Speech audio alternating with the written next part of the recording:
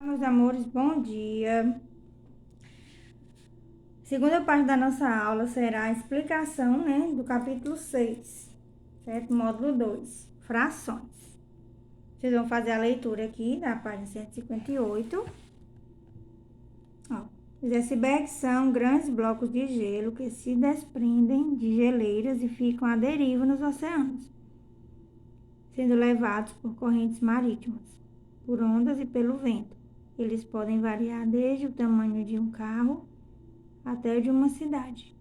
Em geral, aproximadamente 1/8 do iceberg fica acima da superfície da água e o restante fica submerso. Vocês já ouviram falar em icebergs? Explique com suas palavras o significado da expressão "isso é só a ponta do iceberg". Então, aqui a tia vai esperar o comentário de vocês aí na nossa aula, tá bom? Letra B. Qual é a fração que representa, em geral, a parte submersa de um iceberg? Já está lá no nosso texto, a tia também vai aguardar a resposta de vocês, tá bom? Ó, você já assistiu a vídeos ou leu informações sobre icebergs? Em caso afirmativo, você comenta também essa letra C, tá bom? Pra saber se vocês já tinham ouvido falar. Eu acredito que sim, né? Ideia de fração. Então, meus amores, como vocês puderam ver, nosso capítulo 6, ele vai trabalhar a ideia de fração. Ah, tia, mas a gente já estudou fração, no 5º ano. Exatamente, estudamos mesmo. E agora nós vamos relembrar alguns conceitos, E sempre aprofundar mais o nosso estudo aqui sobre frações, tá certo? Então, imagine que você queira medir a largura de um terreno usando determinada unidade de medida. E ao efetuar a medição, verifica que a unidade empregada não cabe um número inteiro, de vezes na largura desse terreno. O que você faria? Nesse caso, como você registraria a medida do terreno, se não cabe o número inteiro?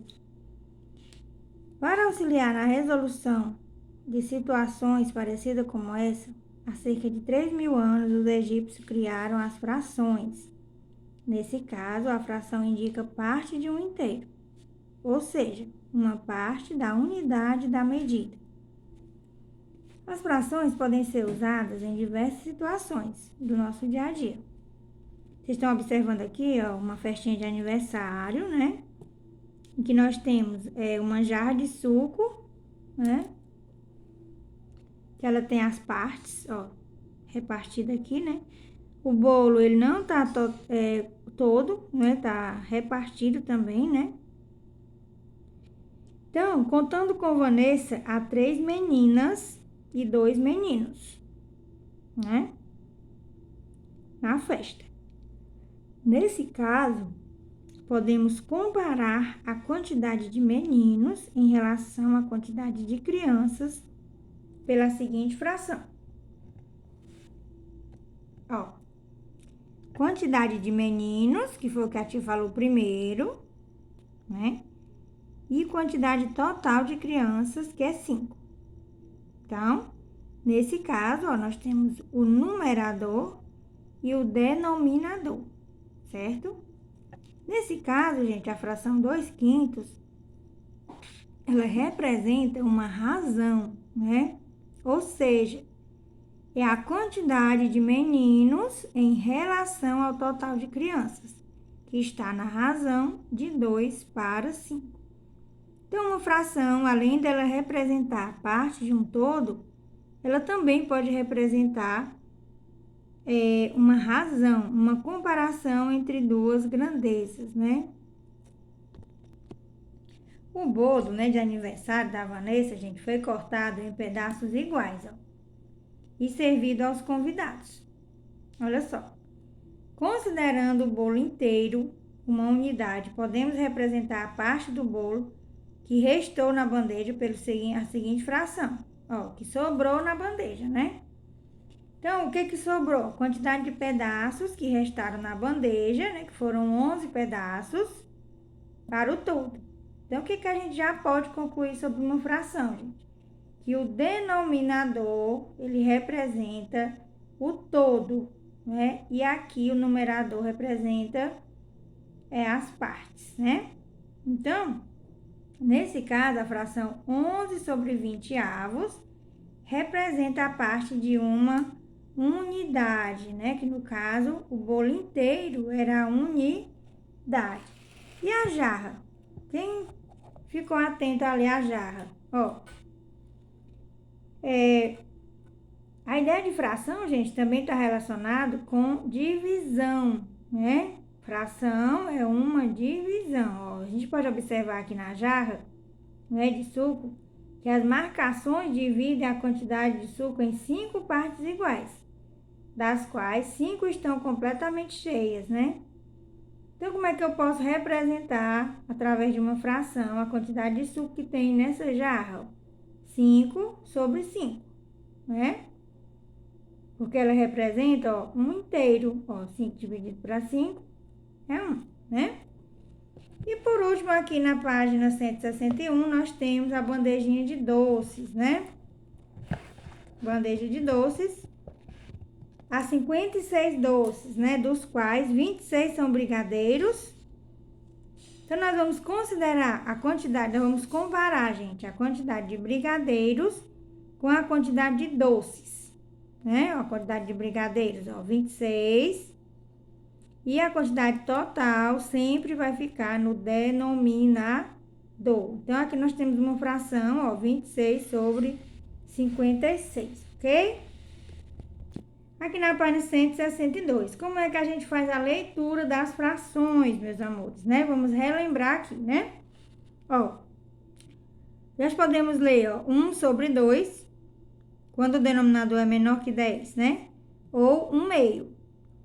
2 terços, 3 quartos, 4 quintos, 5 sextos, 6 sétimos, 7 oitavos, 8 nonos, né? Quando o denominador é 10, 100, 1000, como é que a gente lê?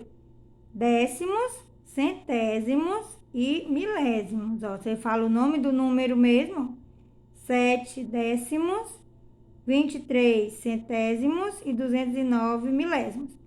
Tia, e se eu disser 23 sobre 100, tá errado?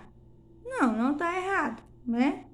Agora, a nomenclatura oficial, né, é essa daqui, mas logicamente que a tia vai entender se você falar dessa forma.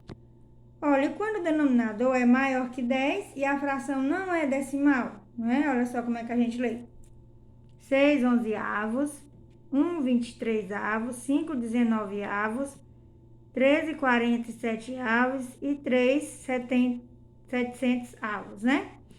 Então, meus amores, se eu dissesse 1 sobre 23, tá errado? Não, não está errado, como a tia falou.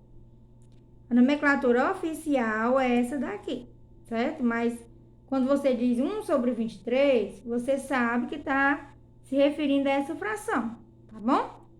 Vamos então aqui para a página 123, né? Vamos resolver a página 123 agora.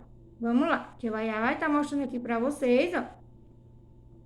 Observe novamente a imagem da página 160. Ó, em relação ao total de balões na cesta, escreva uma fração que represente a quantidade de balões azuis. Lembrando, gente, que o todo é sempre que vai ficar no denominador. Nós temos 15 balões. Ó, você vai estar com o seu livro aí, para você fazer a comparação aqui, ó. Então, fica 4 sobre 15, 3 sobre 15, 3 sobre 15, 5 sobre 15. Porque você tem 4 balões azuis, 3 verdes, 3 vermelhos e 5 amarelos, ok? Nós também podemos representar as frações através de figuras, né? O todo vai ser a quantidade de partes que ele foi dividido, ó. Foi dividido em 4 partes. E foi pintada apenas uma parte. Então, a gente vai representar aqui a parte colorida, certo? Então, 1 quarto, 4 sétimos, 5 sextos e 3 oitavos. Nós também podemos, gente, trabalhar com resoluções de problemas usando as frações. olha só aqui, o primeiro probleminha, ó. Observe como podemos calcular 2/5 de 240 ml. Como é que a gente faz essa continha?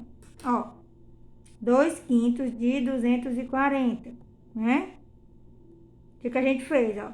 Pegou 240, dividiu pelo denominador, certo? E o resultado nós multiplicamos por 48.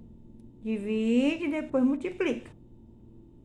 Agora, determine a medida correspondente a 3/5 de 240. Vamos fazer a mesma coisa, ó. Primeiro, você vai pegar 240, dividir por 5 e multiplicar por 3. Ó, 240 dividido para 5, que é 48. 48 vezes 3 igual a 144. Então, 2/5 de 240 é 144 ml. Continuando aqui, gente, a página 164, ó. O território brasileiro é dividido em 27 unidades de federação distribuídas em 5 regiões. Determine a quantidade de unidades de federação da região sul, sabendo que essa quantidade corresponde a 1/9 do total.